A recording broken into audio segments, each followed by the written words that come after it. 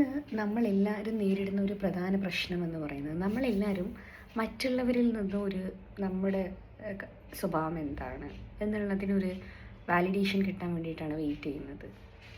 അങ്ങനെ ചെയ്യേണ്ട ആവശ്യം തന്നെ ഇല്ല. അത് തന്നെയാണ് റീസെൻ്റ്ലി ഉണ്ടായ പല കേസുകൾ നോക്കിയാലും നിങ്ങൾക്ക് അറിയാൻ പറ്റും. ഒരു സോഷ്യൽ മീഡിയയിലെ വീഡിയോയോ അതല്ലെങ്കിൽ മറ്റൊരാളുടെ വാക്കോ അല്ല നിങ്ങൾ ആരാണ് എന്ന് ഡിഫൈൻ ചെയ്യുന്നത്. അത് നിങ്ങളാണ്. നിങ്ങളെങ്ങനെയാണ് ജീവിക്കുന്നത്, നിങ്ങളുടെ ആ ഒരു ഓറ എങ്ങനെയാണ്, അതാണ് നിങ്ങൾ ഡിഫൈൻ ചെയ്യുന്നത്.